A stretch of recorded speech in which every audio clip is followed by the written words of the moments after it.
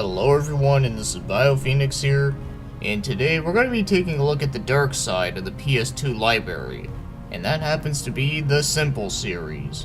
Now, in case you're wondering, what the fuck is a Simple series? Well, if you're from North America, it's a perfectly understanding why you wouldn't know what the Simple series is, because most of the games never even came out over here. Now, there is a lot that I could put into this, but since this is a review on a game within the Simple series, I think I'll save all the big stuff for its own video, but for now, I'll just give you the basics. So this is a series of budget titles that were all being published by D3 Publisher. So knowing this, whenever the games came out, they were not very expensive. In fact, most video game stores didn't carry them unless someone happened to trade a copy of them in. At least when it came to Europe. I'm not 100% sure about Japan. And a Simple series is pretty easy to point out because usually it's just called Simple Series 2000 Volume so-and-so and then with the title of the game. In fact, that's how it worked for Japan, and there's just a lot of them out there that just only stayed in Japan. And when I mentioned about the whole Europe thing, yeah, strangely enough, there's a lot of these that came out to Europe. And when it came to North America, very few titles came out. But one thing that is interesting to know about these very few titles is that you probably may not have known that they were even a part of this Simple series stuff. And that happens to be Earth Defense Force and Onii-Chanbara. So yeah, that sums up what you need to know about the Simple series, and like I said, I might just do an entire video talking about this sort of thing on whenever I feel like it, but for now we gotta start talking about the game I picked out in this series, which there's a shitload of them, and the one I just happened to pick was Simple Series 2000 Volume 105, The Maid Fuku to Kaitetsu. Or the literal translation of this is roughly translated as The Maid Clothes and Machine Gun. Wow, what kind of fucked up title is that? So this game was developed by Radeon and was published by D3 and was released in Japan only in the year 2006. And it's only on the PS2, which most of these games are only on PS2, though they did have a series going on PS1. But I'll talk about that another day, so for now let's start talking about the story in a game about maid clothes with machine guns.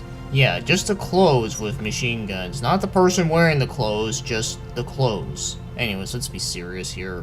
So, because this game is Japanese only, there's not a whole lot that I can say about the story, but from my understanding of it, pretty much you take control of a maid robot named Yuki. And it seems like a bunch of shit is happening where a bunch of criminals are just trying to take over the world, I think, or just trying to take over something. Like, I know eventually they kidnap, some kid, but other than that, though, yeah, there's not a lot I can say here. But then again, even if I could read this shit, I'm pretty sure it's probably nothing mind-blowing.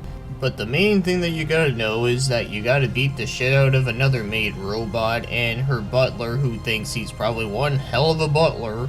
So anyways, now let's start moving on to the gameplay. So what type of game this is? Well, it's a hack and slash shooter, so kinda like Devil May Cry, where you get a sword and you get guns. I mean, this game is called The Maid Clothes and Machine Gun, so of course you get fucking guns. So the main objective is that you gotta get from one point to the next point, and of course you gotta clear out all the enemies at the screen at a time, and then you get to progress. You know, kinda like in a beat 'em up. So you just gotta kill them all and try to reach the boss and kill the boss too, and there you go. Those are the very simple stages that you gotta know. But this game also does have some other stages that do play a little bit differently. Like for an example, there's this one stage where you gotta use a sniper rifle and start shooting at things going by the road. And then there's a rail shooting part where you're in a car chase. And that's literally all there is to this game. Yeah, all it is just a couple stages where you're just running around killing everything in sight with a sword or guns, and then you have one stage that's a sniper rifle stage, and you got another one where it's a car chase thing. Oh, and by the way, there's only 8 stages throughout the game, and that's it. Yep, 8 stages and you're done. So really, after you're done with the 8 stages, you get to unlock a harder difficulty, and of course there's many different unlockables you get to unlock, but you gotta do them by doing certain conditions. Whether it be not getting hit once or never using your gun.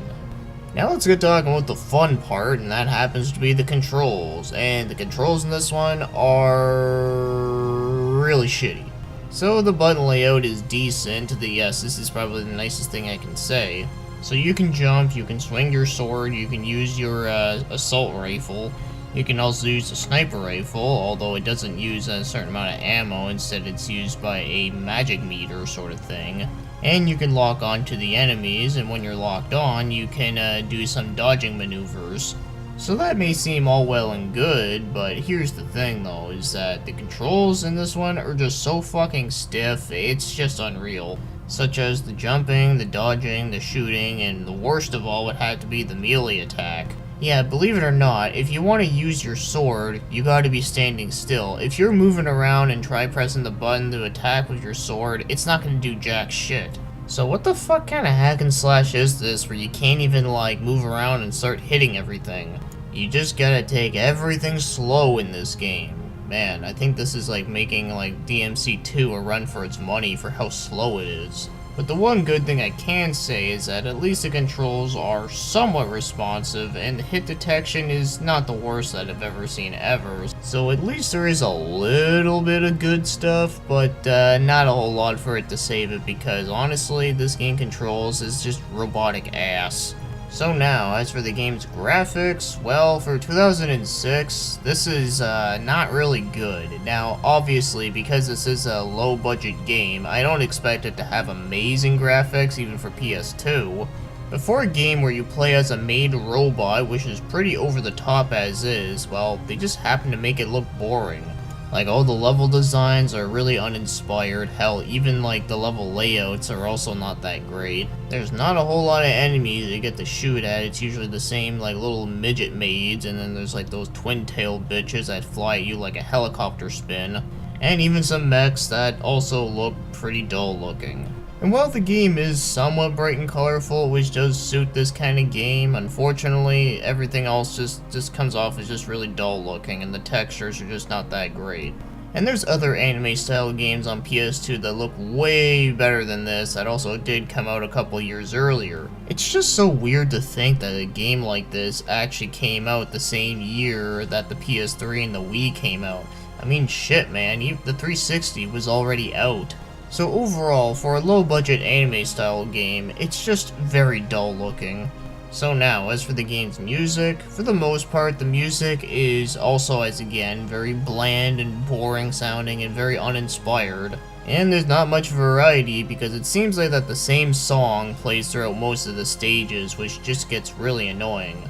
But I do have one good thing about the music that does make up for this, and that happens to be the music that plays throughout the menus. I don't know what it is, but I actually really like it a lot. It's not only is it the best song in this game, but it's also probably the best part of this game in general. So the music for the most part is pretty bad, but at least there is one good song throughout the entire thing. At least I think it's pretty good. I don't know, it's just very nice sounding. So now, if you want to go out and buy this game, well, one thing I gotta say for sure is that because it is only in Japan, that means that you're gonna have to have a Japanese PS2 or some sort of modded thing to allow you to play it, but if you do have a way to play it and you do want to own this piece of crap, then I've only seen a couple of copies on eBay, so there's actually 2 used ones for $20, and there is one brand new sealed copy for $35.55.